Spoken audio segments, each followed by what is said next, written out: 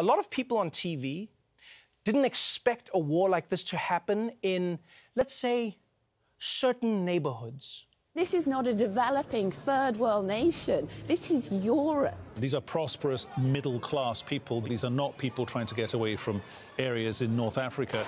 They look like any European family that you would live next door to. What could be a difference here from other conflicts, that could seem very far away, in Africa or Middle East or whatever. I mean, these are Europeans that we're seeing being killed. This isn't a place, with all due respect, like Iraq or Afghanistan. This is a relatively civilized, relatively European, I have to choose those words carefully too, city where you wouldn't expect that or hope that it's going to happen.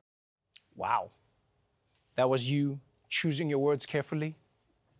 That was the careful version? So what were you going to say if you weren't choosing your words carefully? I just hope the next time this happens, it happens back in the Middle East where it belongs. Here's the thing, people. Here's the thing. Beyond the racism, right? Like, let's forget the racism. Oh, how I wish we could forget about the racism. You do realize that until very recently, fighting crazy wars was Europe's thing. That was Europe's entire thing. That's all of European history. They even had something called the 100 Years' War. You understand how long that is? That's like a decade. They got a Nobel Prize because they stopped fighting. Imagine that. Now people are going to be like, oh, to see this in Europe, to see this. Like, I'll tell you now, I don't know about you, but I was shocked to see how many reporters around the world, by the way, seem to think that it's more of a tragedy when white people have to flee their countries.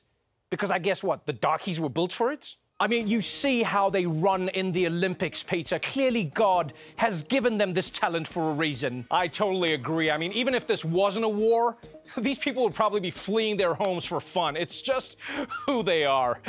Back to you guys in the studio.